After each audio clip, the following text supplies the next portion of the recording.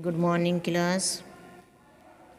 आज हम विविध प्रश्नावली के आगे के क्वेश्चन शुरू करते हैं। क्वेश्चन नंबर 9 तक हम पिछली वीडियो में कर चुके हैं। क्वेश्चन नंबर 10 से शुरू करते हैं आज हम। उस बिंदु के निर्देशांक ज्ञात कीजिए जहां बिंदुओं 5, 1, 6 और 3, 4, 1 को मिलाने वाली रेखा YZ तल को काटती है।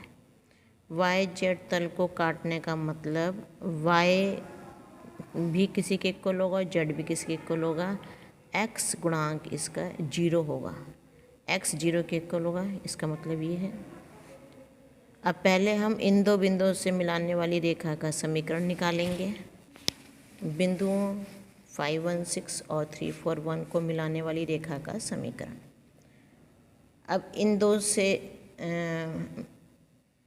जा रही है रेखा, तो हम एक बिंदु को तो ये ले लेंगे कि बिंदु 5, 1, 6 से गुजरने पर, तो इस बिंदु से होके जा रही है, इस बिंदु से गुजरने पर x1 5, y1 1 और z1 6, और इन दो दिक् अनुपात दो बिंदु में दिए हैं तो हम दिक् अनुपात निकाल सकते हैं। अभी हम x2 ले लेते हैं 3, y2 4 और z2 1, x1 y1 z1, x2 y2 z2।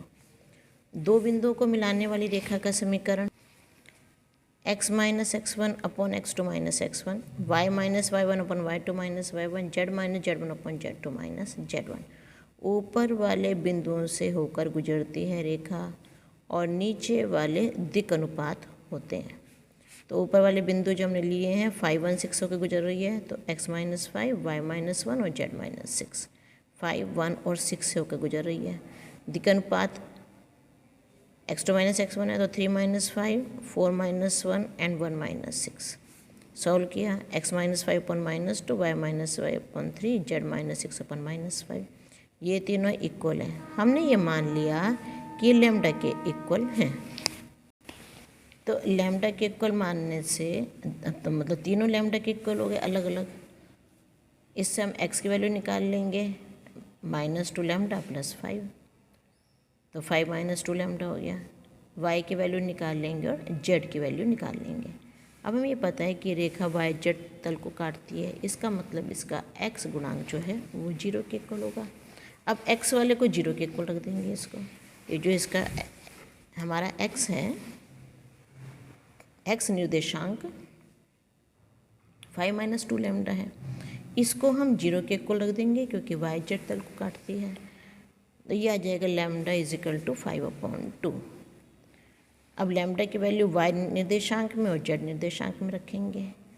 Lambda की वैल्यू 5/2 रख दी, y निर्देशांक में सॉल्व करा तो ये आ गया 17/2। z निर्देशांक इसमें लैम्डा की वैल्यू रखी, ये आ गया -13/2। तो प्रतिच्छेद बिंदु के निर्देशांक हो गए, देखो x तो 0 हमें दे रखा था क्योंकि YZ तल को काट रही थी तो x 0, y हमने निकाल लिया 17/2, z निकाल लिया -13/2। ये हमारा आंसर है। 11th क्वेश्चन सेम ऐसा ही है जैसे 10th है। उस बिंदु के निर्देशांक ज्ञात कीजिए जहाँ बिंदु 5, 1, 6 और 3, 1 को बिंदु भी सेम दिए हुए हैं, मिलाने वाली रेखा है z x तल को काटती है। तो z का भी कोई नंबर आया होगा और x का भी होगा, y नहीं है इसमें तो y निर्देशांक इसका 0 के इक्वल होगा। अब जब इसमें बिंदु सेम है, बिल्कुल 10वीं की तरह है ये, बस y निर्देशांक 0 है, ये फ़र्क है इसमें। तो जो हमने इन तीनों को लैम्डा के इक्वल माने था वो मानेंगे हम। अब y निर्देशांक 0 है तो y जो होगा वो कितना आ जाएगा, y minus 1 is equal to lambda, हमने ऊपर निकाला है ये। तो y की वैल्यू की 3 लैम्डा प्लस 1 और ये हमें दे रखा है 0 के इक्वल, तो 3 लैम्डा प्लस 1 0 के इक्वल हो गया। लैम्डा की वैल्यू -1/3 हो गई।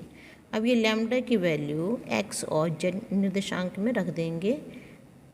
क्वेश्चन 10 और 11 बिल्कुल सेम है, वैल्यू सेम आई है, तो जो x का निर्देशांक है और z का निर्देशांक उन दोनों वैल्यूज़ पुट करेंगे तो 17/3 0 23/3 आ जाएगा। y निर्देशांक 0 है। इसको आप पूरा करना अपने आप इस क्वेश्चन को। 12वां क्वेश्चन देखते हैं। उस बिंदु के निर्देशांक ज्ञात कीजिए जहाँ बिंदुओं 3 - 4 - 5 और 2 - 3 1 इन दोनों बिंदुओं से गुजरने वाली रेखा समतल 2x + y + z = 7 के पार जाती है। देखो पहले तो हमें ये दिया हुआ है इसमें 12वें क्वेश्चन में कि दो बिंदुओं से गुजरने वाली रेखा, मतलब 3 - 4 - 5 और 2 - 3 1 इनसे गुजरने वाली रेखा। तो ऊपर जो आएंगे वो ये वाले बिंदु आएंगे 3 - 4 - 5 और नीचे जो आएंगे वो दिक्कनुपात आएंगे। तो x - 3 y -4 और z -5 ये पहला बिंदु होता है, उससे गुजरती हैं। अब इसका यूज़ होगा क्या, दिक्कनुपात में 2 - 3 -3 -4 और 1 -5। सूत्र हमने ये वाला लगाया है इसमें x - x1/x2 - x1 y - y1/y2 - y1 z - z1/z2 - z1। यहाँ पे वैल्यूज़ रख दी। x1 y1 z1 ये 3 - 4 - 5 के इक्वल है और x2 y2 z2 2 - 3 1 के इक्वल है। सबकी वैल्यूज़ इसमें रख दी और हमने ये निकाल लिया। सॉल्व करेंगे x - 3/-1 y + 4/1 z + 5/6। अब इनको सबको लैम्डा के इक्वल रख दिया। अब हमें ये दिया है कि जो रेखा है ये समतल से होके जा रही है, मतलब जैसे किसी पेज के अंदर आप पेंसिल घुसा दो, ये रेखा है, रेखा को आप पेंसिल मानो इस, और ये पेज समतल है, इसके अंदर पेंसिल घुसा दी। अब इसका मतलब रेखा जो है किसी एक बिंदु पर तो कट करेगी इस पेज को, तो वो बिंदु हमने x y z हमने ले लिया माना। तो ये x - 3/-1 ये हमारा लैम्डा आ गया। यहाँ से हमने x की वैल्यू निकाल ली 3 - लैम्डा, y की वैल्यू 4 लैम्डा -4 और z की वैल्यू 6 लैम्डा -5। अब क्योंकि रेखा समतल 2x + y + z 7 = 7 के पार जाती है, इसका मतलब रेखा समतल को क्रॉस कर रही है, कट कर रही है। तो रेखा पे जो, तो हमने उस बिंदु को x y z लिया था जो रेखा समतल से कट होती, जो बिंदु पे कट कर रही थी, क्योंकि जिस आपके पेंसिल अगर पेज में आप डालोगे, पेज के अंदर घुसाओगे तो किसी बिंदु पे आर पार होएगी, वो बिंदु हमने x y z ले लिया। तो बिंदु x y z समतल 2x + y + z = 7 पर स्थित है। x की वैल्यू रख देंगे 3 - लैम्डा, y की वैल्यू लिख देंगे लैम्डा -4 और z की वैल्यू लिख देंगे 6 लैम्डा -5। सॉल्व करेंगे, लैम्डा की वैल्यू निकालेंगे, लैम्डा की वैल्यू आ जाएगी 2। अब लैम्डा का मान हम x y z में रखेंगे, लैम्डा का मान रख दिया सब में। तो x की वैल्यू 1, y की वैल्यू -2 और z की वैल्यू 7। तो बिंदु आ जाएगा 1 - 2 और 7। इस बिंदु पर रेखा समतल को क्रॉस कर रही है। अब क्वेश्चन नंबर 13 करते हैं। बिंदु -1 3 2 इससे जाने वाले तथा समतल, दो समतल दिए हुए हैं, इनमें से प्रत्येक पर लंब समतल का समीकरण ज्ञात कीजिए। इस बिंदु से होके जा रही है और इन दोनों पे लंब है, दो समतल पर लंब है।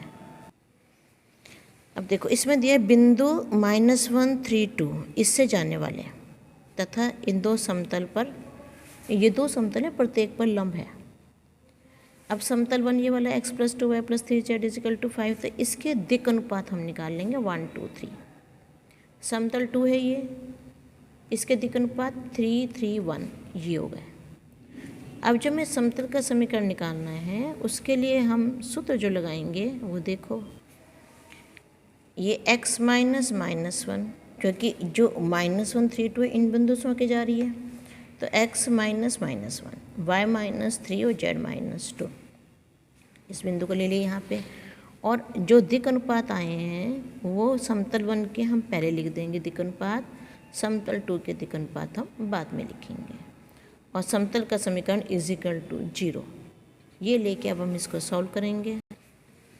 ये हो गया x + 1 y -3 z -2 1 2 3 और 3 3 1 ये 0 के इक्वल। सॉल्व करेंगे इसको अब हम, जैसे हम सारणिक में सॉल्व करा था उसी तरह से सॉल्व करेंगे इसको।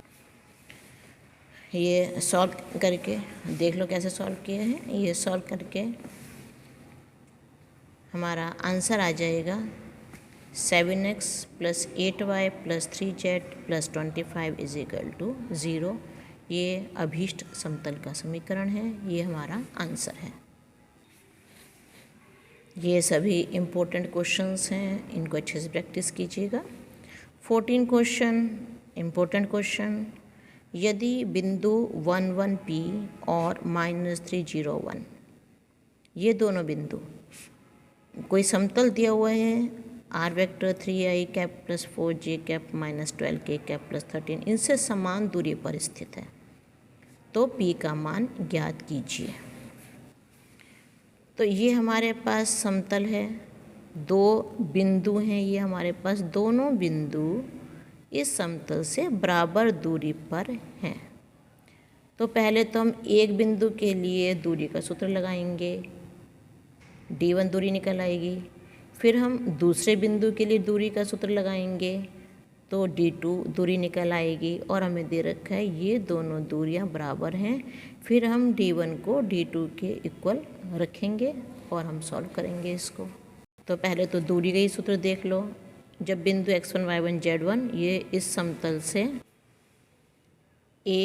Capital AX capital BY + capital CZ + D = 0, तो D हो जाएगा AX1 + BY1 + CZ1 + D /√a² + b² + c², इसका मॉडुलस।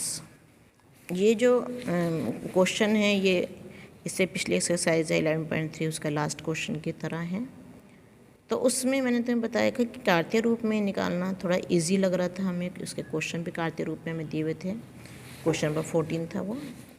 तो इसलिए अब हम इसको पहले जो हमें सदिश फॉर्म दी हुई है उसको कार्तीय रूप में ले आते हैं। कार्तीय रूप में लाने के लिए r वेक्टर की जगह हम xi + yj + z के रख देंगे। यहाँ पे रखा, सॉल्व किया तो 3x + 4y - 12z + 13 आ गया। ये हमारा समतल का कार्तीय रूप आ गया। अब हमारे पास d1 हमें निकालना है। d1 1 P बिंदु ये लिया और समतल है। अब समतल का दूरी का सूत्र में बता दिया है तो d1 निकालेंगे। 3 × 1 4 × 1 एंड -12 × P + 13। इसको करने के लिए आप क्वेश्चन नंबर 14 करना है 11.3 का। अगर वो आपको समझ में आ गया तो ये क्वेश्चन आपका आराम से हो जाएगा। तो x की जगह 1, y की जगह 1 और z की जगह p रखा और 3 का स्क्वायर 4 का स्क्वायर और -12 का स्क्वायर। ये हमने दूरी d1 निकाली। तो d1 आ गया 20 - 12p/13। अभी इसको मॉडुलस में ही रहने देना है क्योंकि हमें नहीं पता माइनस होगा या प्लस होगा, इसलिए इसको इससे ही छोड़ देंगे। इम्पोर्टेंट क्वेश्चन है। अब है d2 के लिए -3 0 1 बिंदु है और ये समतल है तो दूरी d2 निकालेंगे। -3 × 3 और 4 × 0 एंड 1 × -12। ये सॉल्व करोगे तो ये आपका आ जाएगा 8/13 माइनस में, और ये दूरी मॉडुलस हटा के 8/13 आ गया। अब प्रश्नानुसार हमें दिया हुआ है d1 = d2, तो मॉडुलस में रखा हमने इसको, p वाले को मॉडुलस में रखा था = 8/13। अब मॉडुलस हटाएंगे तो प्लस या माइनस दोनों में एक बार हम प्लस लेके चलेंगे। दो केस बनेंगे इसमें, या तो 8/13 होगा मॉडुलस हटाने पे या -8/13 होगा। दो केस बनेंगे। अब इसको सॉल्व करेंगे तो यहाँ से p की वैल्यू आ जाएगी 1 और माइनस लेके सॉल्व करेंगे तो p की वैल्यू आ जाएगी 7/3। तो दोनों आंसर निकालने जरूरी हैं। एनसीईआरटी में दोनों क्वेश्चन है, सिर्फ एक बार एक को लेके मत चलना नहीं तो आपके मार्क्स कटेंगे। दोनों को लेके चलना, आपको प्लस और माइनस दोनों केस लेके चलना है, क्योंकि अगर मॉडुलस के अंदर -x होता है वो भी x के इक्वल होता है और मॉडुलस के अंदर +x हो तो वो भी x के इक्वल होता है। तो मॉडुलस में दोनों वैल्यूज़ प्लस या माइनस दोनों, तो इसलिए दोनों लेके चलेंगे वैल्यूज़।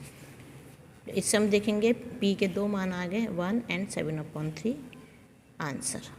नेक्स्ट करते हैं 15 क्वेश्चन। समतल, एक हमें ये दिया हुआ है समतल, दो समतल दिए हुए हैं हमें।